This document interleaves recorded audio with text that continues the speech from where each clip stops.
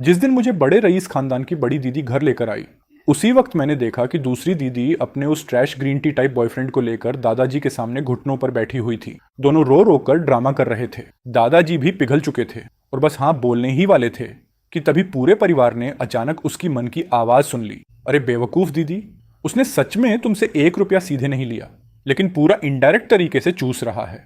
उसे कुछ खरीदना होता है तो तुरंत कोई सैड स्टेटस डाल देता है और तुम जैसी भोली लड़की फिर फंस जाती हो। हर बार कोई ना कोई बहाना बनाकर तुम खुद ही उसके लिए गिफ्ट्स लेकर पहुंच जाती हो। दूसरी दीदी हर चीज में परफेक्ट है, बस पैदा होते वक्त आईक्यू में रिचार्ज करवाना भूल गई थी। दीदी उसे अपना सच्चा प्यार समझती है, लेकिन उसकी नजरों में दीदी बस एक सब्स्टिट्यूट है, एक एटीएम मशीन। जिस दिन उसका असली प्यार वापस आएगा, सबसे पहले बलि चढ़ने वाली दीदी ही होगी। दूसरी दीदी अंदर तक हिल गई।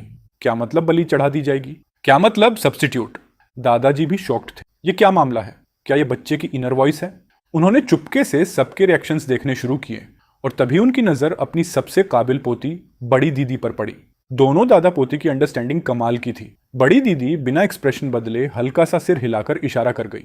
साफ था कि वो भी वही सोच चुकी थी। दोनों ने फिलहाल चुप रहकर सिचुएशन देखने का फैसला किया।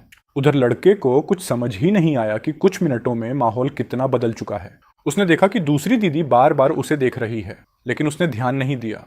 उसे लगा शायद नया लड़का देखकर क्यूरियोसिटी हो रही होगी, लेकिन उसके मन में दूसरी दीदी के लिए पूरी सिंपैथी चल रही थी। असल में वो लड़का और उसकी असली गर्लफ्रेंड दोनों मिलकर गेम खेल रहे थे। इस बार वो दूसरी दीदी के पास सिर्फ इसलिए आया था क्योंकि उसका अपनी गर्लफ्रेंड से झगड़ा हुआ था। वो दूसरी दीदी को इस्तेमाल करके उसे जेलस करना चाहता था। साथ में उसे फ्री इमोशनल सपोर्ट भी मिल रहा था। ऊपर से दीदी खूबसूरत भी थी और पैसे वाली भी। जिस दिन दोनों पैचअप कर लेंगे, सबसे पहले लात मारकर बाहर फेंकी जाने वाली दीदी ही होगी। बड़ी दीदी ये सुनकर ऑलमोस्ट कंट्रोल खो बैठी।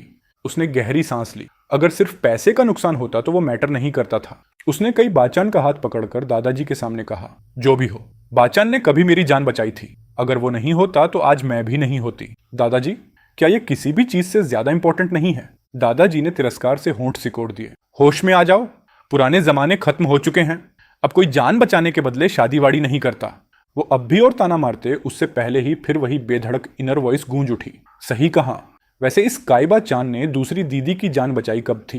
दादाजी जो उठने वाले थे तुरंत रुक गए। बूढ़ा लोमड़ी जैसा चालाक आदमी तुरंत क्लू पकड़ चुका था। उन्होंने कैजुअली पूछा, तुम उस कॉलेज वाले शिपरेक एक्सीडेंट की बात कर रहे हो जब वो सुनसान आइलैंड पर फंस गई थी? दूसरी दीदी भले प्यार में अंधी थी, लेकिन अब उसे भी लग गया कि दादाजी कुछ कैलकुलेट कर रहे हैं। हाँ, वही समुद्र वाला हादसा। लड़का तुरंत अपने दिमाग में मेमोरीज खंगालने लगा। अचानक उसे कुछ याद आया। ओह माय गॉड, दूसरी दीदी तो बहुत बुरी तरह फंसी हुई है। दूसरी दीदी मन ही मन सोचने लगी, अब मैं कहां फंस गई? जल्दी बताना। शायद दूसरी दीदी को अभी तक नहीं पता, उस शिप क्रैक में असल में किबाचान ने उन्हें किनारे नहीं पहुंचाया था। उस वक्त तो वो खुद अपनी जान बचाने में लगा हुआ था। दीदी को किनारे तक एक डॉल्फिन ने धक्का देकर पहुंचाया था। दूसरी दीदी को जैसे जोरदार बिजली का झटका लगा। फिर भी, लेकिन काइबा चांद ने सच में पूरे 1 दिन और 1 रात मेरी देखभाल की थी। उसने मेरे ऊपर घास की चादर भी डाली थी ताकि मुझे ठंड ना लगे। लेकिन तभी उसकी इनर वॉइस ने सीधा क्रिटिकल हिट मार दिया। देखभाल? ये तो बड़ा एग्जैजरेशन है। वो घास की चादर इसलिए नहीं डाली थी कि दीदी को गर्मी मिले, बल्कि इसीलिए कि अगर दीदी मर जाए तो बॉडी सड़कर बदबू ना करे। असल में उस पूरे दिन रात दीदी अपनी किस्मत से खुद बची रही। काइबा चांद तो बस तब वहां से गुजरा जब दीदी होश में आई ही थी। उसने मौका देखकर खुद को लाइफ सेवर बता दिया और दूसरी दीदी ने बिना सोचे उस पर पूरा भरोसा कर लिया। उसे अपना सच्चा प्यार समझ लिया और मुट्ठी भर भर के पैसे लुटाने लगी। अगर सच में एहसान चुकाना था तो ओशन प्रोटेक्शन एसोसिएशन को डोनेशन देना चाहिए था। पूरा माहौल अचानक सन्नाटे में डूब गया। काइबा चांद को समझ नहीं आया कि चेन परिवार का एटीट्यूड अचानक क्यों बदल गया, लेकिन उसके लिए तो ये अच्छी बात ही थी। उसने मुस्कुराकर कहा, देखा ना, तुम्हारे परिवार को हमारे रिलेशनशिप से कोई प्रॉब्लम नहीं है। ये तो बहुत अच्छी बात है। दूसरी दीदी अचानक बोली, अभी मुझे उस साल समुद्र में गिरने वाला हादसा याद आया। मुझे ऐसा लग रहा है जैसे मैंने सच में डॉल्फिन की परछाई देखी थी। बाचान, तुम्हें इसके बारे में कुछ याद है? उसका सवाल इतना अचानक था कि काइबा चांद तैयार ही नहीं था। उसका दिल एक पल में जोर जोर से धड़कने लगा। ये अचानक सब कैसे याद करने लगी? उसने खुद को संभालते हुए कहा, तुम्हें गलत फहमी हुई है, मुझे कुछ याद नहीं। वो शांत बनने की कोशिश कर रहा था, लेकिन उसकी घबराहट सब कुछ बता चुकी थी। दूसरी दीदी ने उसे गहराई से देखा। उसकी आवाज अचानक बर्फ जैसी ठंडी हो गई। काइबा चांद, तुम झूठ क्यों बोल रहे हो? जैसे ही अभी ये बात हुई, मुझे सब याद आ गया। उस पूरे दिन और रात मैं अकेली बीच पर पड़ी थी। तुमने मुझे कभी नहीं बचाया। काइबा चांद मन ही मन गाली दे बैठा। हे भगवान, दूसरी दीदी को अचानक दिमाग कैसे आ गया? और तभी लड़के की इनर वॉइस जोर से चीख उठी। ये सुनते ही दूसरी दीदी का चेहरा लगभग पूरी तरह टूट गया। कीबा चंद आधे दिन तक एक शब्द भी नहीं बोल पाया, और वही उसकी सबसे बड़ी कन्फेशन बन गई। दूसरी दीदी के दिल में बची आखिरी उम्मीद भी टूटकर बिखर गई। उसने निराश होकर हाथ हिलाया। तुम जाओ, आज के बाद हम दोनों का कोई रिश्ता नहीं, और कभी मुझे ढूंढने मत आना। काइबा चांद का चेहरा शर्म से लाल हो गया। उसने कभी सपने में भी नहीं सोचा था कि उसका झूठ ऐसे अचानक एक्सपोज हो जाएगा। चेन परिवार की मतलब भरी निगाहों को सहना उसके बस से बाहर हो गया। इस बार उसका मेंटेलिटी सच में टूट चुका था। वो घबराकर वहां से भाग गया। दूसरी दीदी उसका जाता हुआ पीछे का साया देखती रही, फिर चुपचाप सिर झुका लिया। वो सच में बहुत उदास लग रही थी। अब उदास मत हो ना, उसे फिर वही दिलासा देती इनर वॉइस सुनाई दी। पता नहीं क्यों इस बार उसका दिल थोड़ा पिघल गया और उसने लड़के की तरफ देखा। क्या ये वही छोटा भाई है जिसे अभी अभी घर लाया गया? हालांकि अभी कुछ देर पहले उसी ने उसके दिल में चाकू घोंपा था। लेकिन लोग कहते हैं ना, चाहे 99 बार फेल हो जाओ, 100वीं बार फिर उठकर कोशिश करनी चाहिए। छोड़ो, इसे तो पकड़कर टांग दो और अच्छी तरह पीटो। दादाजी ने तुरंत आंखें कसकर बंद कर लीं। अबे चुप भी हो जा। उनके होंठ बेकाबू होकर फड़कने लगे। दूसरी दीदी गुस्से में लगभग बेहोश होने वाली थी। दादाजी ने खांसी की। आखिर वो उनकी दूसरी पोती थी। अगर सच में गुस्से से मर गई तो इस बूढ़े शरीर को फिर क्लीन अप करना पड़ेगा। तुम ही चेन फैन हो ना, इधर आओ। अचानक नाम लेकर बुलाए जाने पर उसे आखिर याद आया कि वो यहाँ फैमिली रिकॉग्नाइज करवाने आया है। वो तुरंत भाग कर आया। जी दादाजी। नमस्ते दादाजी। दादाजी ने गंभीरता से सिर हिलाया। चेन इंगजन इतने सालों से बिजनेस वर्ल्ड में तूफान मचाने वाला आदमी था, कम बोलने वाला और रूथलेस इंसान। लेकिन बुढ़ापे में अचानक एक पोता निकल आया। अब उसे खुद समझ नहीं आ रहा था कि उसके साथ कैसे बिहेव करे। हालांकि पहले से करवाई गई इन्वेस्टिगेशन के हिसाब से एक बात तो क्लियर थी। सबसे पहले लड़के को पैसे की कमी नहीं होनी चाहिए, वरना भविष्य में सिर्फ कुछ पैसों के लिए उसे झुकना पड़ सकता है। ये सोचकर दादाजी ने अपनी छड़ी ठकठकाई। उन्हें घुमा फिराकर बात करना पसंद नहीं था, इसलिए सीधा मुद्दे पर आ गए। पहली बात, घर वापस आने पर तुम्हारा स्वागत है। दूसरी बात, अब जब तुम चैन परिवार में लौट आए हो तो तुम्हें कुछ रूल्स फॉलो करने होंगे। Rule number 1। उसे अचानक लगा जैसे वो घर नहीं बल्कि फिर से स्कूल आ गया हो। दादाजी कहीं सेलिब्रिटी नहीं, टीचर तो नहीं थे, या फिर सारे लीडर्स ऐसे ही भाषण देते हैं। अगर आगे जाकर बाहर काम करना पड़ा तो कहीं मीटिंग में ही सो ना जाऊं। कितना बोरिंग है। दादाजी ने यह सुनते ही आलस भरी नजर उससे मिलाई। लड़का बाहर से सीधा साधा बैठा था, इसलिए उन्हें कुछ शक नहीं हुआ। वो मुंह में रूल्स बड़बड़ाते रहे, लेकिन उन्हें क्या पता था कि इंसान जब बहुत फ्री हो जाता है तो कैसी कैसी फालतू बातें सोचता है। जैसे अभी लड़का दादाजी को ऊपर से नीचे तक स्कैन कर रहा था। धीरे धीरे उसकी नजर दादाजी के बाईं हाथ के निशान पर जाकर रुकी। कुछ लोग बुढ़ापे में बहुत रिस्पेक्टेबल लगते हैं, लेकिन जवानी में वही लोग प्यार के लिए जान देने वाले वॉरियर हुआ करते थे। ये सुनते ही बड़ी और दूसरी दीदी, जो दादाजी के एंडलेस लेक्चर से बचने के लिए स्टेल्थ मोड में निकलने वाली थी, अचानक फ्रीज हो गई। लड़का अब भी बिना कुछ नोटिस किए फोन स्क्रॉल कर रहा था। दादाजी गांव से थे। दादी उनकी बचपन की चाइल्डहुड स्वीटहार्ट थी। दोनों साथ बड़े हुए थे। एक बार दादी के बर्थडे पर वो खेत में धान काट रही थी। दादाजी को पता चला तो उन्होंने रोमांटिक बनने के लिए बहुत सारे फूल तोड़े और उन्हें देने चले गए। चलो पहले तुम्हें 50 लाख पॉकेट मनी दे देता हूँ, इसे वेलकम गिफ्ट समझो, जो मन करे उस पर खर्च करना। दादाजी अचानक ऊंची आवाज में बोले। इतनी बड़ी रकम सुनते ही लड़के की पूरी बॉडी जैसे रुपए के निशान में बदल गई। दादाजी, आप सिर्फ मेरे असली दादाजी नहीं, आप तो मेरे भगवान हो। दादाजी बाहर से पहाड़ जैसे शांत दिख रहे थे, लेकिन अंदर से पसीना छूट चुका था। बस थोड़ा सा, सिर्फ थोड़ा सा, और ये लड़का अभी उनका पूरा लव हिस्ट्री खोल देता। थोड़ी दूर खड़ी बड़ी और दूसरी दीदी ये देखकर अंदर से टूट गई। आगे क्या हुआ, जल्दी बोलना। बिना फेस दिखाए यूट्यूब से 1 लाख प्लस रुपए महीना कमाना चाहते हो? मैंने जो कुछ सीखा और अप्लाई किया सब इस ई बुक में स्टेप बाय स्टेप शेयर किया है। लिंक डिस्क्रिप्शन और पिन कमेंट में है। क्या सिर्फ 50 लाख से चुप हो गया? ऐसे बिहेव कर रहा है जैसे हमने कभी पैसे दिए ही ना हो। इतने थोड़े पैसों में ही दिल हिल गया। सच में बहुत वीक है। इसे बाहर दुनिया दिखानी पड़ेगी। दादाजी ने सक्सेसफुली 50 लाख देकर उसकी इनर वॉइस को वहीं क्रेडल में दबा दिया। अब उन्होंने तय किया कि लड़के को हमेशा किसी काम में बिजी रखना पड़ेगा, वरना खाली बैठकर वो फिर उनकी पुरानी लव स्टोरीज खोदने लगेगा। सच कहें तो दादाजी खुद बहुत क्यूरियस थे। आखिर इस लड़के को इतनी सीक्रेट बातें पता कहां से चलती हैं, यहां तक कि उनकी एम्बेरसिंग ब्लैक हिस्ट्री भी। इस लड़के का मुंह, सच में इसे प्यार भी करूं या पीटूं भी समझ नहीं आता। फिलहाल उन्होंने ये बात साइड में रख दी। बड़ों से मिली गाइड के हिसाब से उन्होंने अपने छोटे नोटबुक में बाकायदा बच्चों को संभालने का मैनुअल लिखा हुआ था। उस मैनुअल के रूल नंबर 2 के मुताबिक जब बच्चे के पास पैसा आ जाए तो उसे हर तरह की खूबसूरत लड़कियां दिखानी चाहिए, अपर क्लास से लेकर नॉर्मल तक सब, ताकि भविष्य में किसी गली मोहल्ले की चालाक लड़की उसे बेवकूफ बनाकर ना ले जाए। और आज उसके लिए परफेक्ट मौका था। दादाजी ने अपनी सबसे भरोसेमंद पोती बड़ी दीदी की तरफ देखा। आज दोपहर तुम्हें कंपनी जाना है ना, इसे भी साथ ले जाओ। बड़ी दीदी तो पहले से ही उसे बाहर की दुनिया दिखाने का सोच रही थी, इसलिए उसे कोई दिक्कत नहीं हुई। उसने उसकी तरफ देखकर पूछा, तुम यहीं रुकना चाहते हो या फिर मेरे साथ कंपनी चलोगे? ये लोग आखिर पकाना क्या चाहते हैं? लगता है सब पहले से ही पूरा सेट करके बैठे हैं। लेकिन कोई बात नहीं, 50 लाख के खातिर मैं ईंट की तरह हूं, जहां लगाना हो उठा के रख दो। Helicopter take off. जी। वो आज्ञाकारी बच्चे की तरह सिर हिलाकर मान गया। बड़ी दीदी खुद को रोक नहीं पाई और उसे कुछ बार और देखने लगी। ये लड़का सच में मल्टीपल पर्सनैलिटी वाला तो नहीं है? दूसरी दीदी को दादाजी के जजमेंट का सामना करने के लिए वहीं रुकना था, इसलिए वो साथ नहीं जा सकी। बाहर निकलने से पहले बड़ी दीदी ने ऐसे कैजुअली पूछा जैसे बस यूं ही बात कर रही हो, तुम बार बार दादाजी के हाथ को क्यों देख रहे थे? कुछ प्रॉब्लम है क्या? उसने अपनी बड़ी बड़ी आंखें झपकाईं। नहीं तो बस उनके हाथ पर स्कार देखा तो थोड़ा क्यूरियस हो गया। वैसे अभी मैं कहाँ तक सोच रहा था? ओह हाँ, दादाजी असल में दादी को फूल देकर रोमांटिक कन्फेशन करने वाले थे। उन्होंने फूल उठाया भी था, लेकिन तभी जब दोनों रोमांटिक हग करने ही वाले थे, दादाजी गलती से मुर्गी की बीट पर पैर रख बैठे, एकदम फिसले और पूरे पहाड़ से लुढ़कते हुए सीधे गायों के गोबर वाले गड्ढे में जा गिरे। ऊपर से मुंह के बल गिरे अलग, हाथ भी छिल गया। बड़ी दीदी ने पूरी जान लगाकर खुद को रोकने की कोशिश की, लेकिन आखिर में हंसी फूट ही गई। पीछे खड़ी अपनी बड़ी पोती को अचानक हंसते देखकर बूढ़े दादाजी का चेहरा लाल हो गया। उनकी आंखों से खतरनाक चमक निकल रही थी। उन्होंने मन ही मन इन दोनों शरारती बच्चों का हिसाब लिख लिया। बस इंतजार करो, बूढ़े आदमी का रिवेंज बहुत डरावना होता है। उधर लड़का तो सिर्फ 14 साल का बच्चा था, उसके मन में कोई बुरी भावना नहीं थी, वो तो बस मन ही मन सोच रहा था। असल में खतरनाक तो उसकी दोनों बड़ी बहनें थीं। बड़ी दीदी ने छींक मारी और अपने साथ इस गॉसिप किंग को लेकर कंपनी पहुंच गई।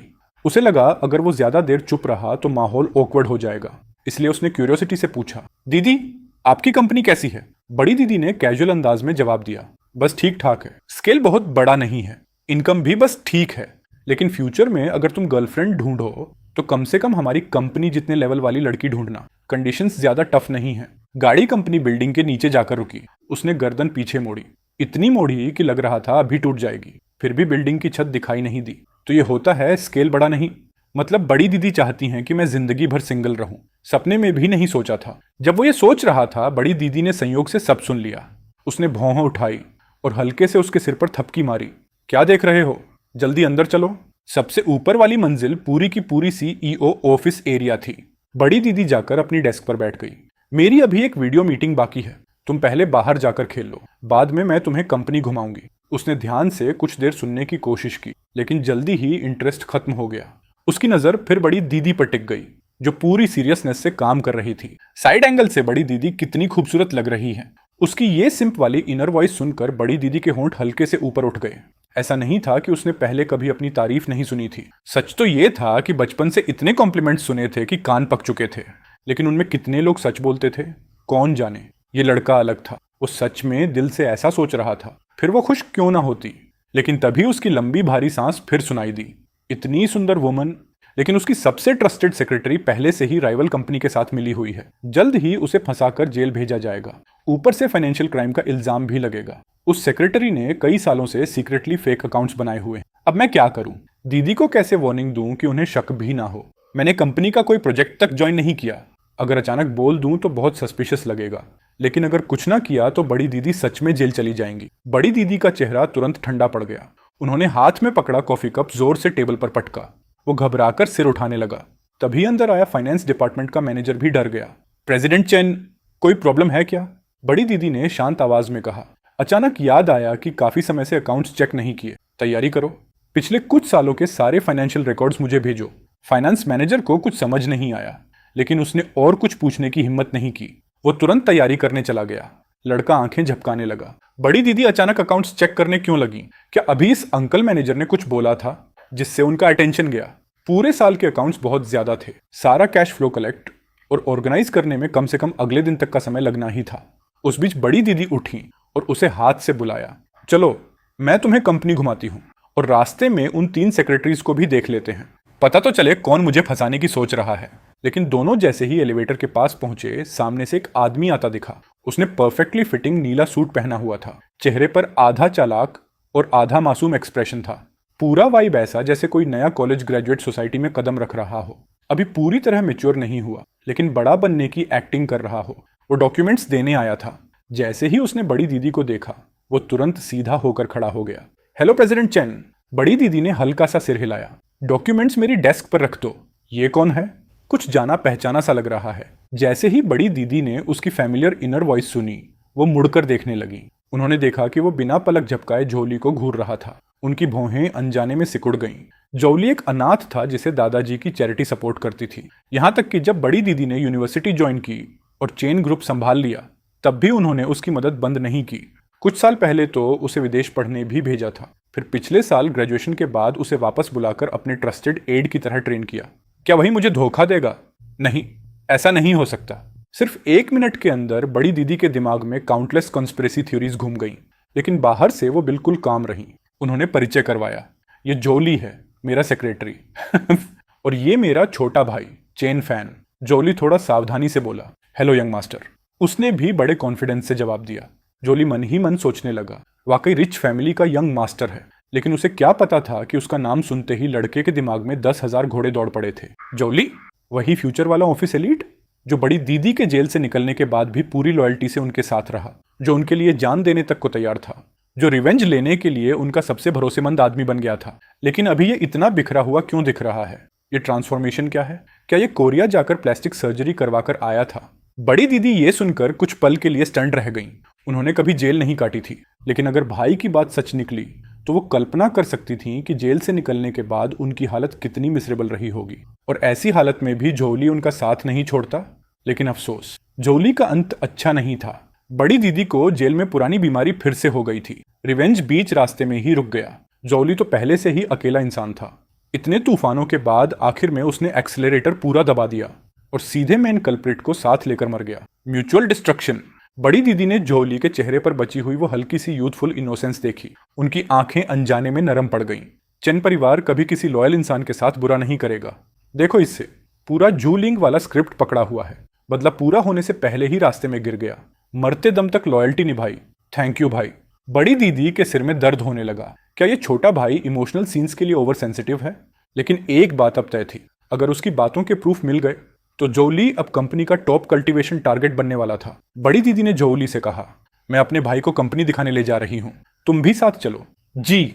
जोली थोड़ा शॉक्ड और फ्लैटर्ड हो गया। आमतौर पर यह काम सेक्रेटरी डिपार्टमेंट संभालता था। चेन ग्रुप का बिजनेस बहुत बड़ा था। बड़ी दीदी जानबूझकर उसे लीगल डिपार्टमेंट में ले गई ताकि वो असली एलिट्स देख सके। फिर फैशन डिपार्टमेंट में ले गई ताकि उसे पता चले कि असली स्टाइलिश लोग कैसे होते हैं। हर डिपार्टमेंट हेड अपने सबसे टैलेंटेड एम्प्लॉइज लेकर सामने आ रहा था। पूरा चक्कर लगाने के बाद उसे लगने लगा कि वो कंपनी विजिट नहीं बल्कि कॉन्क्यूबाइन सिलेक्शन सेरेमोनी में घूम रहा है। शाम तक आखिर टूर खत्म हुआ। जैसे ही ऑफिस का दरवाजा खुला, एक हार्मलेस दिखने वाली महिला मुड़ी। बड़ी दीदी को देखते ही उसने जेंटल स्माइल दी। फिर सोफा से डॉक्यूमेंट्स का एक फाइल उठाया। प्रेसिडेंट चेन, आप आ गई। किमशुइबे प्रोजेक्ट की बिडिंग फाइल मैंने तैयार कर दी है, बस आपकी आखिरी सिग्नेचर चाहिए, फिर आगे फंडिंग शुरू हो जाएगी। बड़ी दीदी ने फाइल हाथ में ली और साइन करने ही वाली थी कि अचानक, मत करो बड़ी दीदी, उस बिडिंग फाइल में जहर है। बड़ी दीदी ने ऐसे दिखाया जैसे उन्होंने कुछ सुना ही नहीं। लेकिन तभी लड़का मन ही मन जोर से चीख पड़ा। वो जल्दी से हाथ बढ़ाकर बड़ी दीदी को रोकने वाला था, लेकिन बड़ी दीदी उससे भी तेज निकली। धड़ाम। उन्होंने पूरी फाइल सीधे खिड़की के बाहर फेंक दी। फिर लाइटनिंग स्पीड से जाकर हाथ धोने लगी। उनकी एक्शंस देखकर सब लोग शॉक में जम गए। लड़के ने भी चुपचाप अपना उठा हुआ हाथ वापस नीचे कर लिया। वॉशरूम से बाहर आकर बड़ी दीदी ने आराम से टिश्यू से हाथ पोंछे। अभी उस फाइल पर मुझे एक कीड़ा दिखा, मैं डर गई थी, बस नेचुरल रिएक्शन था। सेक्रेटरी शू ने यह सुनते ही चुपके से राहत की सांस ली। वो मुस्कुराकर बोली, ओह तो ऐसा था, मैं दूसरी कॉपी प्रिंट करवा देती हूँ, और जो फाइल फेंकी गई है उसे भी वापस मंगवा लेते हैं। फिर उसने जेंटल टोन में याद दिलाया, प्रेसिडेंट चेन, इस प्रोजेक्ट को जल्दी साइन करना बेहतर होगा। किमशुइबे प्रोजेक्ट को लेकर अभी भी बहुत लोग कंपीट कर रहे हैं। चुप कर। दो चेहरे वाली औरत, ऊपर से इंसान, अंदर से जानवर।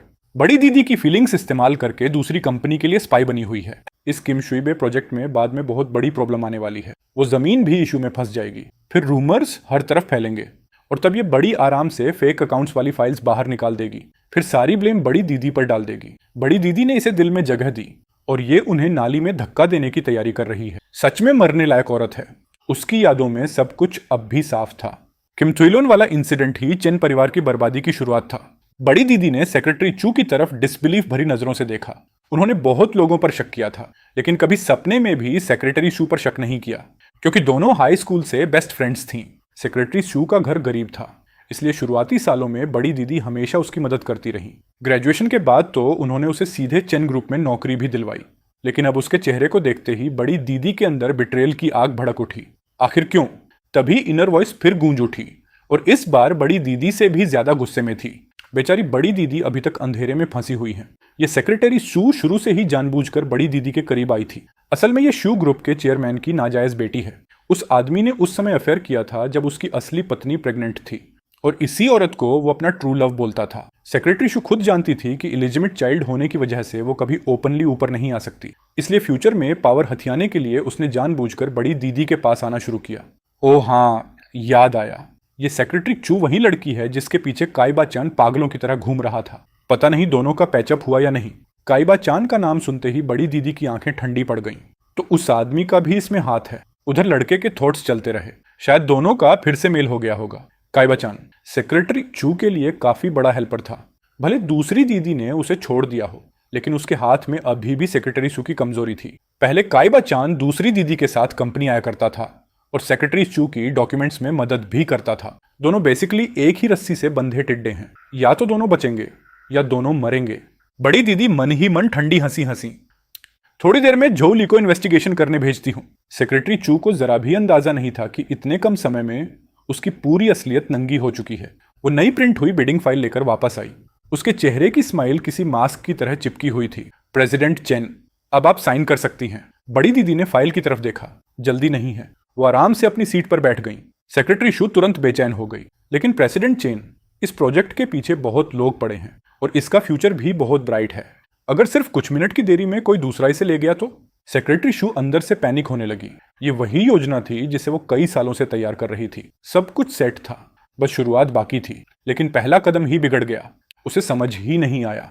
मैं तो बस थोड़ी देर के लिए फाइल प्रिंट करने गई थी। अभी कुछ देर पहले तक बड़ी दीदी खुशी खुशी साइन करने वाली थी। अचानक माइंड कैसे बदल गया। बड़ी दीदी ने जोली के लाए कॉफी का घूंट लिया, फिर आराम से बोली, अगर कोई चीज छिन जाए तो समझ लो वो हमारी किस्मत में थी ही नहीं। जो डेस्टिनी में होता है वो खुद मिल जाता है, जो नहीं होता उसे फोर्स नहीं करना चाहिए। सेक्रेटरी शू ने भारी चेहरा बनाकर कहा, लेकिन मैंने पार्टनर्स से बात कर ली है। आज दोपहर अप्रूवल फाइल सबमिट होनी थी। अगर नहीं किया तो ये कॉन्ट्रैक्ट वायलेशन माना जाएगा। चैन ग्रुप की रेपुटेशन पर भी असर पड़ेगा। बड़ी दीदी ने कप नीचे रखा।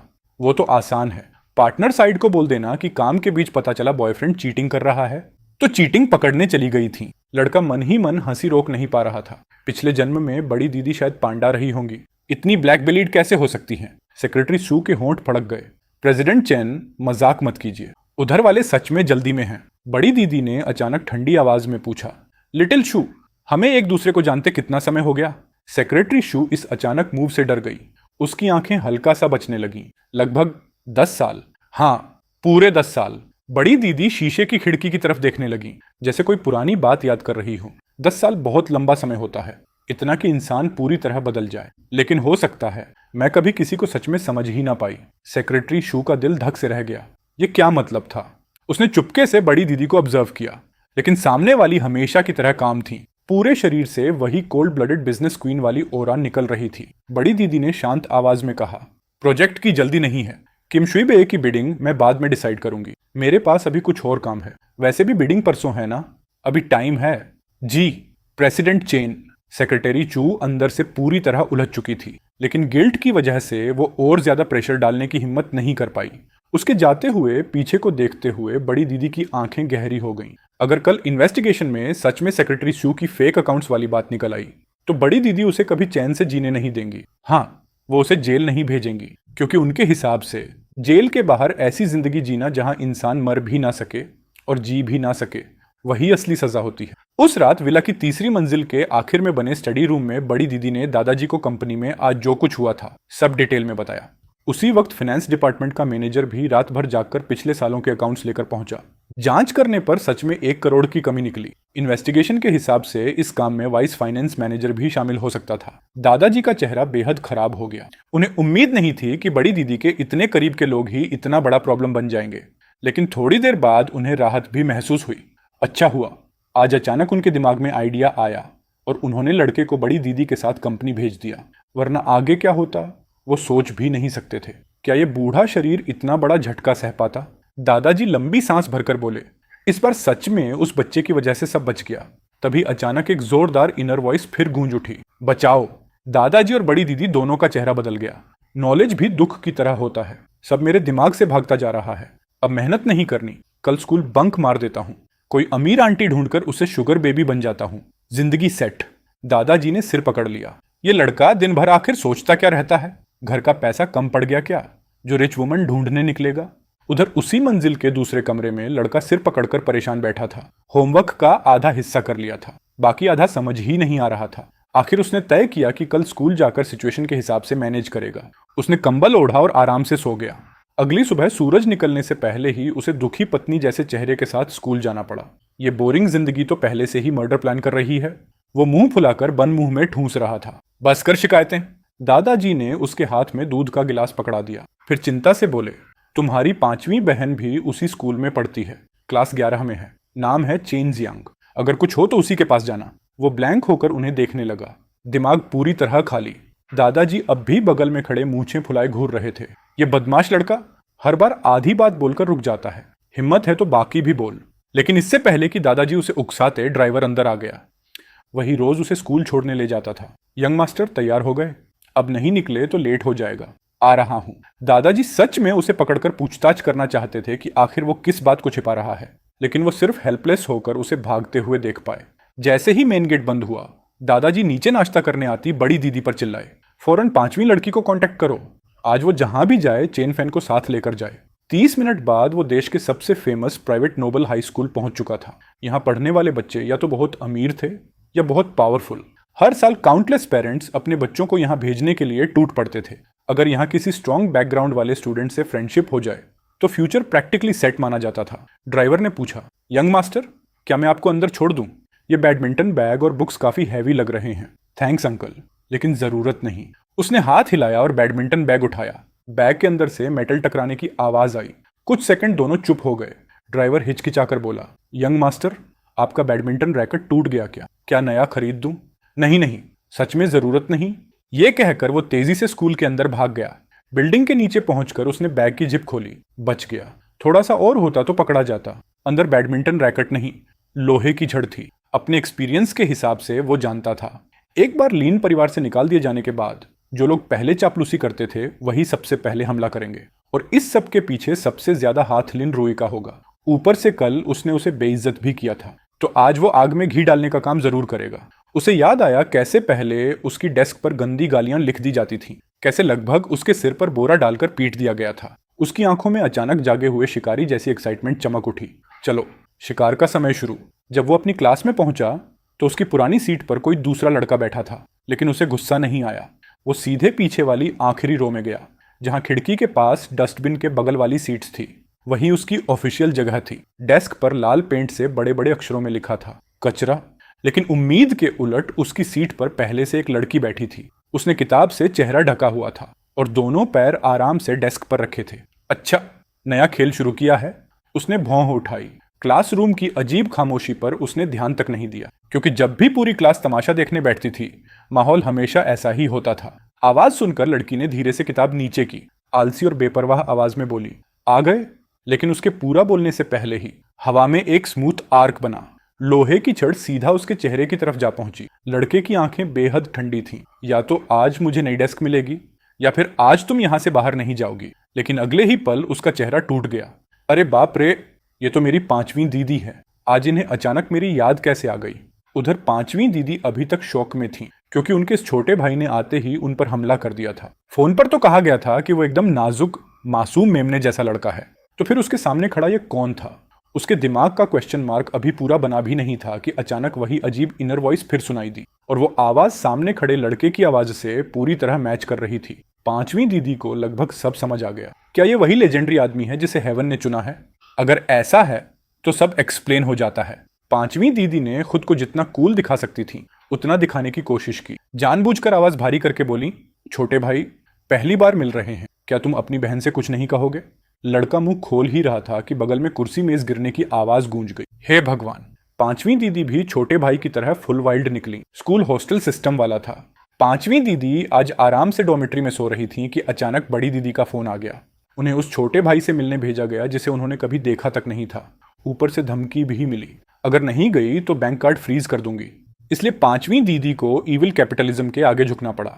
वो बस फॉर्मेलिटीज निभाकर लौटना चाहती थी, लेकिन जैसे ही क्लास में पहुंची उन्होंने उसकी डेस्क पर बड़े बड़े अक्षरों में कचरा लिखा देखा। फिर उन्होंने बाकी स्टूडेंट्स की बेहुदा गॉसिप भी सुन ली। बस वहीं उनका गुस्सा फट पड़ा। चंद परिवार के लोग अभी इतने नीचे नहीं गिरे कि बाहर वाले उन्हें यूं बुली करें। पांचवी दीदी निंगड़े हाई स्कूल की फेमस ट्रबल मेकर थी। ऊपर से सबको पता था कि उनका बैकग्राउंड भी बहुत पावरफुल है। मतलब वो ऐसी इंसान थी जिससे कोई पंगा नहीं लेना चाहता था। उन्होंने ठंडी नजरों से पूरी क्लास को देखा। ये डेस्क किसने किया? जिसने लिखा है सामने आओ। कुछ सेकंड पहले तक शोर मचाती क्लास अचानक शांत हो गई। सभी स्टूडेंट्स उन्हें कंफ्यूजन से देख रहे थे। उन्हें समझ नहीं आ रहा था कि वो चेन फैन के लिए क्यों खड़ी हो रही हैं। फिर पांचवी दीदी ने ऐसा बॉम्ब गिराया कि सबके चेहरे उड़ गए। चेन फैन मेरा छोटा भाई है, मैं पहले से वार्निंग दे रही हूँ। आगे से उसे छेड़ने से पहले कॉन्सिक्वेंसेस सोच लेना। किसने प्रॉब्लम क्रिएट की? पांचवी दीदी ठंडी हंसी हंसी। ना मानो तो भी चलेगा, लेकिन अगर मैंने खुद पता लगा लिया तो उसकी जिंदगी नरक बना दूंगी। ये सुनते ही जो स्टूडेंट्स इन्वॉल्व थे सबके चेहरे सफेद पड़ गए। बाकी स्टूडेंट्स पूरी तरह स्टंड थे। ये क्या हो रहा है? क्या उसे फेक यंग मास्टर नहीं कहा गया था? क्या वो गरीब फैमिली में वापस नहीं भेज दिया गया था? तो फिर उसकी बहन चेन जियांग कैसे हो सकती है? ये सब लिन यू की फैलाई बातों से बिल्कुल अलग था। लेकिन पांचवी दीदी को इन अंडरकरंट से कोई मतलब नहीं था। उन्होंने पैर डेस्क पर रखे, बैग चेहरे पर डाला और वापस सोने लगी। उन्हें लगा था कि छोटा भाई अब उन्हें वर्शिप वाली नजरों से देखेगा, लेकिन अगले ही पल उन्होंने ये सुना, या तो आज मुझे नई डेस्क मिलेगी या फिर आज कोई यहां से बाहर नहीं जाएगा। ये सीन उनकी इमेजिनेशन से बिल्कुल उल्टा था। अपनी इज्जत बचाने के लिए उन्होंने हल्का गला साफ किया। छोटे भाई, पहली मुलाकात है, कुछ बोलोगे नहीं? उन्हें खुद लगा ये लाइन बहुत कूल थी, लेकिन तभी बगल से बेवकूफ टीममेट की इनर कमेंट्री सुनाई दी। हे भगवान, पांचवी दीदी भी छोटे भाई जितनी डेंजरस हैं। तभी लड़के को एहसास हुआ कि उसने गलत इंसान पर हमला कर दिया। उसने तुरंत आयरन रॉड वापस खींच ली, फिर ओबीडियंट स्माइल देकर दोनों हाथों से रॉड आगे बढ़ाई। हेलो पांचवी दीदी, पहली मुलाकात पर ये आयरन रॉड गिफ्ट है, प्लीज एक्सेप्ट कर लीजिए। पांचवी दीदी ने कैजुअली रॉड उठाकर बगल वाले बेवकूफ स्टूडेंट की तरफ फेंक दी। फिर बोली, जो भी तुम्हें बुली करता है सबका नाम बता। अगर दीदी ने बोल दिया है तो अब शर्माने की जरूरत नहीं। ठीक है, तो मैं शुरू करता हूँ। लड़का आगे बढ़ा, सीधे सामने बैठे लड़के की डेस्क पर हाथ पटका। जनगमान, हर कोई बॉर्न एक्टर नहीं होता और जांगमान की एक्टिंग स्किल साफ कमजोर थी। उसकी आंखों में तुरंत गिल्ट दिख गया। फैन गे, मुझे क्यों ढूंढ रहे हो? लड़के ने उसके साथ एक्टिंग करने की कोशिश भी नहीं की, सीधे मुद्दे पर आया। मेरी डेस्क पर जो लिखा है वो तुमने किया ना? जहांगमान ऐसा इंसान था जो हमेशा ताकतवर लोगों के साथ खड़ा होता था, वीक लोगों को दबाता, स्ट्रांग लोगों की चापलूसी करता। उसके लिए गरीब होना ही सबसे बड़ा क्राइम था। क्लास के सारे रिच और पावरफुल स्टूडेंट्स की उसने पहले ही बटरिंग कर रखी थी, पहले चेन फैन की भी। लेकिन चेन फैन ने कभी ऐसे लोगों को इंपॉर्टेंस नहीं दी। इसी वजह से वो उससे मन ही मन जलता था। इसलिए जैसे ही उसे पता चला कि चेन फैन मुश्किल में है, वो तुरंत लिन्यू को खुश करने के लिए उसे बली करने लगा। लेकिन मैं तो अभी थोड़ी देर पहले ही क्लास में आया हूँ। जहांगमान अब भी मना कर रहा था। उसे लगा चेन फैन के पास कोई प्रूफ नहीं होगा। दोनों दोस्त नहीं थे, लेकिन खुले दुश्मन भी नहीं। शायद चेन फैन बस शक कर रहा था, अगर मैं डिनाई करता रहूं तो वो क्या कर लेगा। तभी पांचवी दीदी ने क्लास के सामने लगे सर्वेलेंस कैमरा की तरफ इशारा किया। उन्होंने बांहें मोड़ी और दबाव भरी नजरों से जांगमान की तरफ देखा। क्लास में इतना बड़ा कैमरा लगा है, क्या हमें फुटेज निकलवानी पड़ेगी? पांचवी दीदी की बात सुनते ही जांगमान का चेहरा सफेद पड़ गया। उसे अब बुरी तरह पछतावा होने लगा।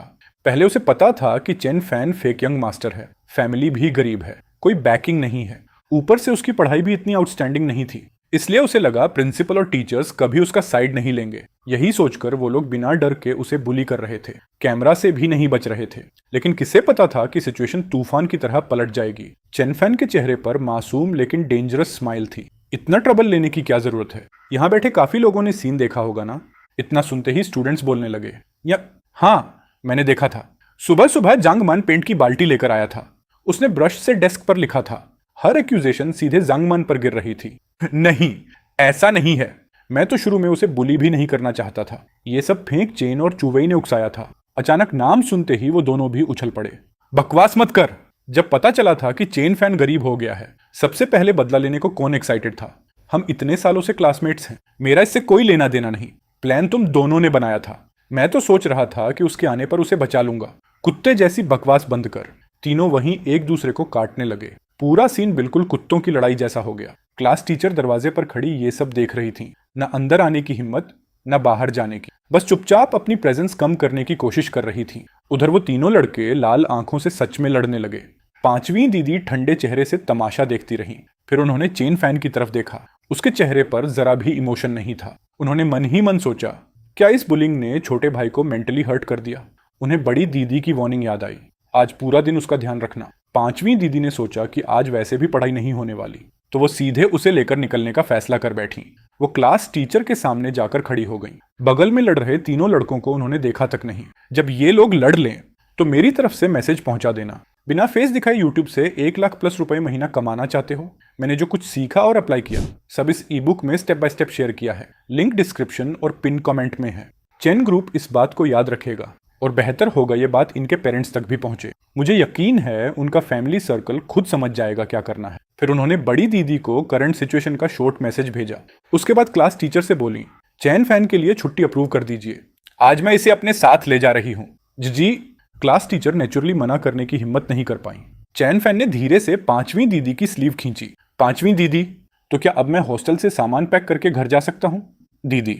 ये शब्द सुनते ही पांचवी दीदी, जो घर की फूड चेन में सबसे नीचे थी, ऑलमोस्ट इमोशनल हो गई, लेकिन ऊपर से कूल बनने की कोशिश करती रही। बड़ी दीदी ने कहा था, आज तुम मेरे साथ रहोगे, एक बार फिर बुलाकर दिखाओ, क्योंकि उसने अभी उसकी मदद की थी। चेन फैन ने जानबूझकर इनोसेंट बनते हुए पूछा, पांचवी दीदी क्या बुलाऊं? कुछ नहीं, लीव लेटर हो गया, चलो। उन्होंने छुट्टी की एप्लीकेशन टीचर को पकड़ा दी, फिर अपनी लंबी टांगों के साथ आगे बढ़ गई। चेनफन छोटे बच्चे की तरह पीछे पीछे चल पड़ा। पांचवी दीदी जिंदाबाद। पीछे से आती उसकी खुशी भरी आवाज सुनकर पांचवी दीदी के होंठ आखिर ऊपर उठ ही गए। हाँ, उन्हें यही फीलिंग चाहिए थी। मिडिल स्कूल बिल्डिंग से बाहर निकलते वक्त पांचवी दीदी की बेस्ट फ्रेंड लगातार उनकी हीरोइक स्टोरी सुना रही थी। वैसे सच कहूं, तुम्हारे चेन फैमिली वाले लोग लिटरली मॉन्स्टर्स हैं। तुम्हारी पांचवी दीदी रोज क्लास में सोती हैं, कभी होमवर्क नहीं करती, दिन भर बाहर घूमती रहती हैं, रात भर गेम खेलती हैं, लेकिन एग्जाम से पहले बस 3-4 दिन पढ़ती हैं और फिर भी पूरे ग्रेड के टॉप स्टूडेंट्स में आ जाती हैं। लोग जले नहीं तो क्या करें। पीछे चलता चेन फैन लगातार छोटे छोटे नोट दे रहा था। उधर आगे चलती पांचवी दीदी को उसके इनर थॉट्स सुनने पड़ रहे थे। अरे छोड़ो, पांचवी दीदी रात भर गेम्स कहाँ खेलती हैं? वो सीक्रेटली ऑनलाइन कोर्सेज पढ़ती हैं। दिन में क्लास में सोना भी सिर्फ लोगों को कंफ्यूज करने के लिए है। और होमवर्क, जहां कोई नहीं देखता वहां वो क्वेश्चंस को कनेक्ट द डॉट्स गेम बनाकर सॉल्व करती हैं। एग्जाम से पहले के 3 दिन बस इसलिए क्योंकि तब फाइनली ओपनली पढ़ सकती हैं। उनकी एरोगेंस सिर्फ आउटर शेल है, असल में वो स्टडी मॉन्स्टर हैं। वांग कैक्सिन ने देखा कि वो इतना ध्यान से सुन रहा है तो और एक्साइटेड होकर बोलने लगी, सिर्फ पढ़ाई नहीं, उनका स्पोर्ट्स भी इंसेन है। हर बार फुल मार्क्स तो आते ही हैं, स्टेमिना भी मॉन्स्टर लेवल का है। वो एडमिरेशन से भरकर बोली, एक बार स्कूल ट्रिप में हम माउंट ताई गए थे, हम लोग टिकट गेट तक पहुंचकर ही मर गए थे, लेकिन तुम्हारी पांचवी दीदी सीधा माउंटेन टॉप तक चढ़ गई थी, लिटरली सुपर ह्यूमन। और अगले दिन नॉर्मली स्कूल भी आ गई। चेनफन मन ही मन बोला, तो फिर तुमने वो नहीं देखा जब पांचवी दीदी पूरा दिन बॉडी पेन से कराह रही थी, थककर हालत खराब हो गई थी, पूरा शरीर सॉफ्ट पड़ गया था, बस मुंह अभी भी स्ट्रांग था। सिर्फ इतना ही नहीं, आगे चल रही पांचवी दीदी फोन में सिर झुकाए टाइपिंग कर रही थी, लेकिन उनके माथे पर पसीना आने लगा। ये छोटा भाई बहुत ज्यादा जानता है। उन्हें उम्मीद नहीं थी कि नॉर्मली बिजी रहने वाली बड़ी दीदी आज इतनी जल्दी रिप्लाई करेंगी। मैसेज भेजते ही तुरंत जवाब आ गया। तभी उन्हें पता चला वो अकेली नहीं थी जिन्हें लाइट ने चुना था। ये लाइट तो पूरे फैमिली पर पड़ चुकी थी। बड़ी दीदी ने उन्हें खास वार्निंग दी, ये बात सीक्रेट रखना और सारे चैट मैसेजेस डिलीट कर देना। जहां तक उस लड़के के मिस्टीरियस इंफॉर्मेशन सोर्स की बात थी, पूछने की हिम्मत बड़ी दीदी में भी नहीं थी और पांचवी दीदी में भी नहीं। सिस्टर, तू बस ये मान ले कि हमारा छोटा भाई कोई फरिश्ता बन के धरती पर उतरा है, हम जैसे आम इंसानों को बचाने के लिए आया है बस। दीदी, आप सच में सीरियस हो? आप इतनी फनी कब से हो गई? मैं सिर्फ फनी ही नहीं हूँ, लोगों की धुलाई करना भी आता है मुझे। अपने छोटे भाई का अच्छे से ख्याल रखना। इस महीने तेरी पॉकेट मनी बढ़ा दूंगी, और अगर मेरे भाई को जरा भी दुख या बेइज्जती झेलनी पड़ी ना, तो उसका अंजाम क्या होगा ये तू जानना भी नहीं चाहेगी। पांचवी दीदी मन ही मन सोचने लगी, ट्रनफार्म को घर लौटे अभी पूरा 1 दिन भी नहीं हुआ, आखिर खानदान में वापस अपनाया किसे गया है, उसे या मुझे? उसे लगा शायद सिर्फ बड़ी दीदी ही ऐसा बिहेव कर रही है, इसलिए उसने चैट का स्क्रीनशॉट निकालकर दादाजी को भेज दिया। सोचा थोड़ा शिकायत कर दे, लेकिन दादाजी ने देखते ही जवाब भेज दिया, तुम्हारी बड़ी दीदी बिल्कुल सही कह रही है, अपने छोटे भाई के साथ नरमी से पेश आना, कोई खराब इमेज मत बनाना, नहीं तो। पांचवी दीदी तो 2 लाइन पढ़ते ही सुन्न पड़ गई, चाहे मुझे कितनी भी मीठी बातें सुनने को मिल जाएं, फिर भी मैं कभी बड़ी दीदी और दादाजी जैसी नहीं बन सकती। तभी दूर से सीटी की आवाज सुनाई दी। अरे, ये तो ट्रांसयांग नहीं है। पता नहीं आज रात के मुकाबले की तैयारी ठीक से की या नहीं। बोलने का तरीका ऊपर से बड़ा सभ्य था, लेकिन अंदर छुपा ताना और मजाक साफ महसूस हो रहा था। ये आवाज सुनते ही पांचवी दीदी और वोंग खाहान दोनों का चेहरा उतर गया। पीछे मुड़कर देखा तो एक लड़की खड़ी थी जिसने चमकीले सुनहरे बाल रंग रखे थे। उसके बालों से लेकर पैर तक बस एक ही चीज झलक रही थी, घमंड और बदतमीज एटीट्यूड। ट्रंग्यांग, कुछ दिन नहीं मिले और तू इतनी परेशान करने वाली कैसे हो गई? अब बच्चों की आया बनने लगी क्या? किससे बच्चा संभालना बोल रही है तू? पांचवी दीदी गुस्से में जवाब देने ही वाली थी कि पीछे से ताने से भरी आवाज आई। ये किस घर का पागल कुत्ता खुला घूम रहा है? इतना घमंड! क्या एनिमल प्रोटेक्शन एसोसिएशन इसका सपोर्ट कर रही है? पांचवी दीदी सीधा हंस पड़ी। उसकी नजर लू न्हुयेन पर जा टिकी। उसके सिर के चमकीले पीले बाल सच में बहुत अजीब और भड़कीले लग रहे थे। लू न्हुयेन ने आदतन हाथ उठाकर अपने बाल छुए, फिर उसका चेहरा काला पड़ गया, शर्म और गुस्से से। तू कौन है बे? ये मेरा छोटा भाई है। पांचवी दीदी तुरंत उसके सामने आकर खड़ी हो गई और चेतावनी दी, जुबान संभाल के बात कर। वैसे लू न्हुयेन की पांचवी दीदी से कभी नहीं बनती थी, लेकिन वो इतनी भी नीचे नहीं गिरी थी कि किसी बच्चे को तंग करे। ऊपर से अभी उसने जो बोला था वो सच में थोड़ा ज्यादा हो गया था। उसने ठंडी आवाज में हूं किया और बात को वहीं खत्म कर दिया। फिर मुस्कुराकर पांचवी दीदी की तरफ देखा। हमारी शर्त वाली बात तू भूली तो नहीं? उम्मीद है जब तू बुरी तरह हारेगी तब भी तेरी जुबान अब भी जितनी सख्त है उतनी ही रहे। भूलूंगी क्यों? यही बात मैं भी तुझे वापस कहना चाहती हूँ। पांचवी दीदी एक कदम भी पीछे नहीं हटी। ट्रांसफॉर्म, क्या हुआ तुम्हें? पीछे से वोंग खाहन की आवाज सुनकर पांचवी दीदी ने हैरानी से पीछे देखा। तभी उसने देखा कि लड़का बिना पलक झपकाए जाते हुए ल्यू न्युयेन की पीठ को घूर रहा था। वो थोड़ी देर के लिए रुक गई, फिर उसे अपनी उस जानी दुश्मन का खूबसूरत चेहरा याद आया और उसकी आंखें सदमे से फैल गईं। मेरा छोटा भाई कहीं उस पीले बालों वाली लड़की पर फिदा तो नहीं हो गया? वो अभी लू न्युयेन की इमेज खराब करने के लिए कुछ बुराई करने ही वाली थी कि तभी उसने मन ही मन उसकी गाली सुन ली। साला, वो बड़ी होकर वाली सिस्टर ल्यू यही थी। इन लड़कियों को होता क्या है? 17 साल की होते ही सबको कोरिया जाकर प्लास्टिक सर्जरी करवानी जरूरी लगती है क्या? या फिर 18 की उम्र में खुद ब खुद ट्रांसफॉर्मेशन हो जाता है? हालांकि उसने पांचवी दीदी से पहले भी सुना था कि स्कूल टाइम में सिस्टर ल्यू उसकी जानी दुश्मन थी। मतलब जैसे ही दोनों मिलती थीं, सीधा बहस शुरू हो जाती थी। लेकिन उसने कभी नहीं सोचा था कि सिस्टर ल्यू का भी ऐसा घमंडी और उछलता कूदता दौर रहा होगा। वो दूर जाती हुई उसकी परछाई को घूरता रहा, फिर हल्के से सिर हिलाया। अरे सिस्टर ल्यू, अभी तुम मेरी पांचवी दीदी के सामने जितना एटीट्यूड दिखा रही हो, फ्यूचर में जब तुम रो रो कर उसे शुगर मॉमी बनकर पालने की कोशिश करोगी ना, तब उतनी ही बुरी हालत होने वाली है। लेकिन दूसरे एंगल से सोचूं तो यह स्टोरी काफी स्पाइसी भी है। फ्यूचर में हमारा घर बर्बाद हो जाएगा और पूरी कहानी मिलाकर देखा जाए तो मतलब ये हुआ कि हमारा घर तबाह होने के बाद मेरी जानी दुश्मन ने मुझे पाल लिया। इस बार सदमे से आंखें फैलने का टारगेट खुद पांचवी दीदी बन गई। पहले तो वो ये सुनकर हिल गई कि फ्यूचर में उसका घर बर्बाद हो जाएगा। उसके बाद वो ये सुनकर और ज्यादा हिल गई कि उसकी जानी दुश्मन फ्यूचर में उसे अपने पास रखेगी। नामुमकिन, वो लड़की तो पूरी तरह स्ट्रेट है, फिर वो मुझे क्यों रखेगी? ये कौन सा भूतिया मामला है? पांचवी दीदी पूरी तरह कंफ्यूजन में डूब गई। आखिर ऐसा क्यों होगा? लू बहन ऐसा क्यों करेगी? जैसे ही उसने कोई जरूरी कीवर्ड सुना, पांचवी दीदी तुरंत एक्टिव हो गई। जल्दी बोल, आगे क्या हुआ? फटाफट बता। उसी समय बगल में खड़ी वोंग खाहन ने बहुत हल्की सी आह भरी, जो मुश्किल से सुनाई दी, लेकिन उसने तुरंत लड़के का ध्यान खींच लिया। क्या हुआ? कोई दिक्कत है? उसने हैरानी से पूछा। वोंग खाहान ने अपनी दोस्त की पीठ की तरफ देखते हुए बेबस आवाज में कहा, बस मुझे तुम्हारी पांचवी दीदी की थोड़ी चिंता हो रही है। पांचवी दीदी की? ठीक है, मुझे पता है तू अभी टेंशन में है, लेकिन थोड़ा धीरे टेंशन ले सकती है क्या? मैं तो अभी अभी असली वजह सुनने वाला था। सच में गुस्सा आ रहा है। लेकिन पीछे चल रहे दोनों लोग आगे वाली की इस उलझी हालत को बिल्कुल नहीं समझ पा रहे थे। चिंता? वो पहले समझ नहीं पाया, फिर अचानक उसे अब भी वाली बात याद आई और मुद्दा पकड़ में आ गया। उसने उत्सुकता से पूछा, अभी जो तुम लोग शर्त की बात कर रहे थे वो क्या है? ये सवाल सुनकर वोंग खाहन ने हिचकिचाते हुए पांचवी दीदी की तरफ देखा। उसे समझ नहीं आ रहा था कि सच बताना चाहिए या नहीं। कुछ खास नहीं, बस एक मोटरसाइकिल रेस है। पांचवी दीदी को उसकी तरह ज्यादा झिझक नहीं थी।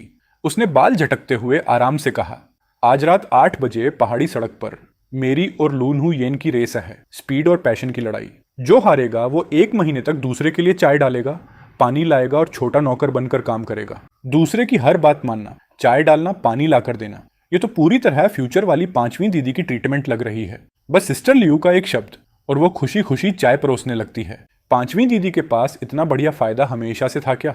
लेकिन वो पहाड़ी रास्ता काफी डेंजरस है। तुम दोनों कहीं और रेस नहीं कर सकती क्या? पांचवी दीदी ने भौं उठाई। जैसे ही बात उसके फेवरेट बाइकिंग वाले शौक पर आई, उसका पूरा चेहरा चमक उठा।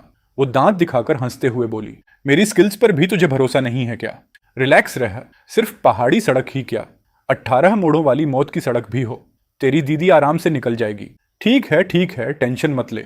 ये कहकर उसने फिर उससे पूछा, आज रात घर वापस जाना है या मेरी विला में चलेगा? उसके स्कूल में हॉस्टल कंपलसरी नहीं था। अगर पढ़ाई पर असर ना पड़े तो डेली अप डाउन अलाउड था। स्कूल में रहना है या नहीं, ये पूरी तरह उसकी मर्जी थी। और पांचवी दीदी ने सीक्रेटली मेहनत करके सबको शौक देने के लिए स्कूल के पास ही एक विला खरीद रखा था। उस विला में हर चीज तैयार थी ताकि वो कभी भी शिफ्ट हो सके। गैराज में उसकी पसंद की हर तरह की मोटरसाइकिल सजी हुई थी।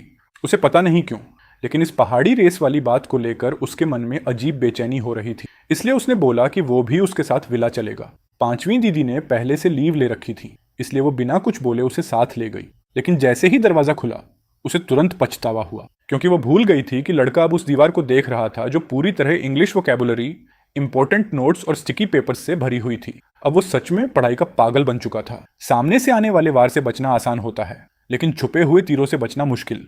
इसलिए हमेशा सावधान रहना चाहिए। जो लोग हर वक्त आलस करने की बातें करते रहते हैं ना, बहुत पॉसिबल है कि वही लोग सीक्रेटली मेहनत कर रहे हों। अगर तू उनकी बातों पर भरोसा कर ले तो तू गया काम से। पांचवी दीदी के दिमाग में अभी भी बड़ी दीदी और दादाजी की धमकियां और लालच घूम रहे थे। हर तरह से उसे एक अच्छी बहन वाली इमेज बनाए रखने को बोला गया था। हाँ, तुझे भी अपनी दीदी से मेहनत करने की स्पिरिट सीखनी चाहिए। इस वक्त वो दोनों हाथ पीछे बांधकर आराम से टाइम टेबल के सामने टहल रहा था। उसका ये अंदाज बिल्कुल उन बूढ़ों जैसा लग रहा था जो सुबह सुबह पार्क में पिंजरे में चिड़ियां लेकर घूमते हैं। पांचवी दीदी को बार बार मन कर रहा था कि उसके हाथ में एक वॉकिंग स्टिक भी पकड़ा दे। उसके होंठ फड़क उठे। बचपन से लेकर अब तक उसे लड़कों के साथ ज्यादा रहने का एक्सपीरियंस नहीं था। उसने सोचा, हम दोनों भी स्टूडेंट ही हैं, क्यों ना साथ बैठकर सवाल सॉल्व करें। जितना सोचती गई उतना आइडिया परफेक्ट लगने लगा। बहन अपने छोटे भाई को पढ़ा रही है, क्या लविंग और पीसफुल सीन होगा। लेकिन उधर लड़का टाइम टेबल के सामने खड़ा होता गया और उसका चेहरा ज्यादा सीरियस होता गया। उसे बिल्कुल अंदाजा नहीं था कि उस पर कैसी आफत टूटने वाली है। उसने फोन निकाला। आज 18 नवंबर 2023 है। पांचवी दीदी की पहाड़ी रेस। याद आ गया, आज ही वो दिन है जब मोटरसाइकिल का टायर फटने की वजह से पांचवी दीदी बुरी तरह घायल होगी। उसके दोनों पैर बेकार हो जाएंगे। उसके बाद वो सिर्फ थोड़ा बहुत चल पाएगी, कभी दोबारा हैवी एक्सरसाइज नहीं कर पाएगी और उसे पूरे 2 साल तक रिहैब रूम में पड़े रहना पड़ेगा। दोनों पैर बेकार। बस इतना सुनते ही पांचवी दीदी डर के मारे एक कदम पीछे हट गई। उसके कुछ ही शब्दों ने उसकी सारी सॉफ्टनेस तोड़कर रख दी। लेकिन ये पॉसिबल नहीं है। पांचवी दीदी को तुरंत लूप होल समझ आ गया। उसकी सारी मोटरसाइकिलें टॉप लेवल इक्विपमेंट से बनी थी। कंकड़ वाली सड़क पर भी चलाओ तो टायर नहीं फट सकता था। क्या किसी ने रास्ते में कीलें बिखेरी थी? लेकिन वो भी गलत लगता है। अगर ऐसा होता तो एक्सीडेंट सिर्फ मेरा नहीं होता। और हर रेस से पहले मैं खुद बाइक चेक करती हूँ। फिर प्रॉब्लम कैसे हो सकती है? पांचवी दीदी की बाइक में किसी ने छोटा एक्सप्लोसिव डिवाइस लगा दिया था। ये सुनते ही उसकी आंखें सिकुड़ गईं। उसे बेहतर कोई नहीं जानता था कि तेज रफ्तार में चलती बाइक का टायर ब्लास्ट हो जाए तो नतीजा कितना टेरिफाइंग होता है। वो खुद कॉन्स्पिरेसी थ्योरीज सोचने लगी, कहीं वो कमीनी लून हुयेन तो नहीं। लेकिन वो इतनी खतरनाक भी नहीं लगती। उसे बिल्कुल पता नहीं था कि उसके पीछे खड़ी पांचवी दीदी का मूड उसके हर थॉट के साथ ऊपर नीचे हो रहा था। वैसे वो हरामी था कौन जिसने बॉम्ब लगाया था? थोड़ा याद नहीं आ रहा। उसका दिमाग इतनी तेजी से काम कर रहा था कि जैसे स्मोक निकलने वाली हो। लगता है कोई bankrupt second generation rich kid था, कुछ हद तक लूनहू येन के ड्रिंकिंग ग्रुप का दोस्त। अपने घर को बचाने के लिए उसने पांचवी दीदी और लूनहू येन की रेस पर इलीगल बैटिंग लगाई थी। उसने बाकी रिच किड्स और प्लेबॉय लड़कों को भी बैटिंग में खींच लिया। वो खुद बुकमेकर बना हुआ था। उसने अपने घर के बचे हुए सारे पैसे लूनहू येन पर बेट कर दिए थे।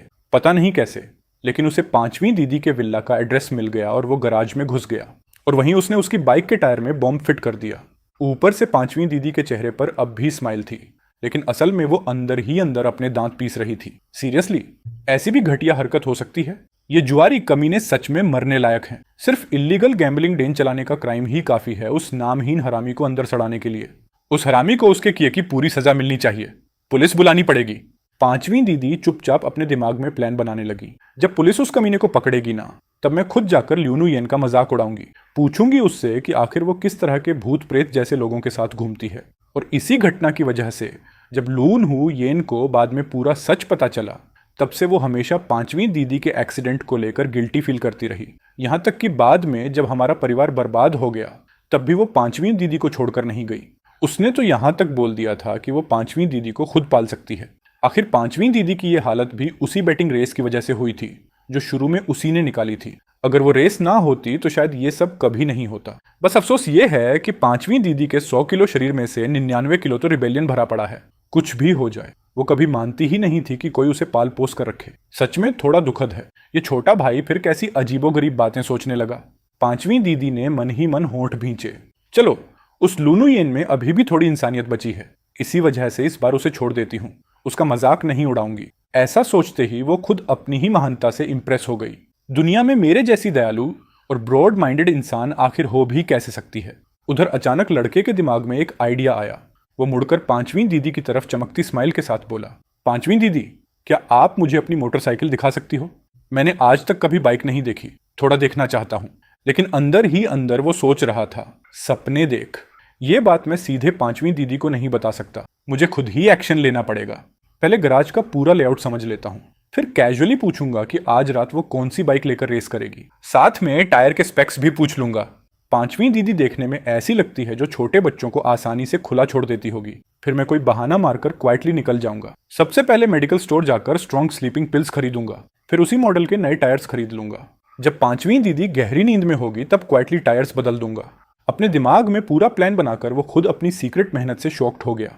कमाल है, मेरा प्लान तो परफेक्ट है, बस एक प्रॉब्लम है, मैंने जिंदगी में कभी मोटरसाइकिल रिपेयर नहीं की। लेकिन कोई बात नहीं, हर चीज पहली बार होती है। साइकिल तो ठीक की है पहले, प्रिंसिपल शायद सेम ही होगा। पांचवी दीदी मन ही मन चिल्लाई, अरे बेवकूफ, दोनों चीजों में जमीन आसमान का फर्क है। लेकिन उसे ऐसा देखकर उसने मना नहीं किया। ऑफ कोर्स दिखाऊंगी, लेकिन थोड़ा वेट करना। वो जल्दी से एक कमरे में घुस गई। फोन पर थोड़ी देर बात करने के बाद जब बाहर आई तो उसके हाथ में बड़ा सा टूल बॉक्स था। पांचवी दीदी मुस्कुराते हुए बोली, छोटे भाई, क्या तू अपनी दीदी को बाइक खोलते हुए देखना चाहता है? तेरे लिए तेरी पांचवी दीदी पूरी बाइक खोलकर फिर से असेंबल भी कर देगी। पार्ट्स से लेकर टायर्स तक सब डिटेल में दिखाऊंगी। ये खुशी इतनी अचानक आई कि लड़का कुछ पल के लिए स्टंड रह गया। उसे एहसास हुआ कि उसका पुराना प्लान अब पूरा कैंसिल किया जा सकता है। इतनी मेहनत करने की जरूरत नहीं है क्या? बिल्कुल नहीं। पांचवी दीदी ने फोन हिलाते हुए हंसकर कहा, मैंने मैन्युफैक्चरर को ऑलरेडी कॉल कर दिया है। एकदम नए टॉप लेवल पार्ट्स अभी आते ही होंगे, फिर तुझे लाइव डेमो दूंगी। दीदी, आपका प्यार बहुत भारी पड़ रहा है, तू बस साइड में खड़े होकर देख, खुद को मत थकाना। पांचवी दीदी ने खुद ही सब करने का फैसला किया। 1 घंटे से भी कम वक्त में चमचमाते नए पार्ट्स पहुंच गए। उसके एक हाथ में टूल बॉक्स था, दूसरे हाथ में नए टायर्स। दोनों साथ में विला के बगल वाले गराज में पहुंचे। जैसे ही शटर खुला, अंदर एक से बढ़कर एक कूल मोटरसाइकिल्स की लाइन दिखाई दी। लाल, हरी, नीली, पीली, गुलाबी, काली, हर तरह की शानदार बाइक्स वहां खड़ी थीं। आखिर में पांचवी दीदी एक चमकदार लाल मोटरसाइकिल के सामने रुक गई। उसने हाथ हिलाकर उसे बुलाया, इधर आ, आज रात मैं यही बाइक लेकर जाऊंगी। वो पास जाकर देखने लगा। स्मूथ बॉडी, शानदार कर्व्स, कितनी कूल है। ऑफ कोर्स, ये मेरी सबसे फेवरेट मास्टरपीस है। जैसे ही पांचवी दीदी मोटरसाइकिल की बात करने लगी, उसका पूरा चेहरा चमक उठा। शुरुआत में वो सिर्फ बेसिक स्ट्रक्चर समझाने वाली थी। आखिर उसका मेन पर्पस तो टायर बदलना ही था। लेकिन जब उसने देखा कि लड़का उसे सीक्रेटली जज नहीं कर रहा, बल्कि बहुत ध्यान से सुन रहा है, तो वो और एक्साइटेड हो गई। उसने उसे पास खींच लिया और एक एक पार्ट का इंट्रोडक्शन देने लगी। आखिर जब आखिरी टायर बदलने की बारी आई, तब जाकर उसकी बातें रुकी। उसने उससे कुछ छुपाया नहीं, पुराना टायर उसके सामने ही निकाला, फिर उसे साइड में रखकर छोटे नाइफ से अंदर की लेयर काट दी। उसे मोटरसाइकिल्स की ज्यादा नॉलेज नहीं थी, इसलिए उसे लगा ये नॉर्मल प्रोसेस है। लेकिन अगले ही पल दोनों एकदम सीरियस हो गए। जब पांचवी दीदी के ग्लव्स पहने हाथ को टायर के अंदर कोई गोल चीज महसूस हुई, उसकी आंखें अचानक सिकुड़ गईं। सिर्फ किसी की इनर वॉइस सुनना एक बात थी, लेकिन जब वो सच में, तो उसका डर बिल्कुल अलग होता है।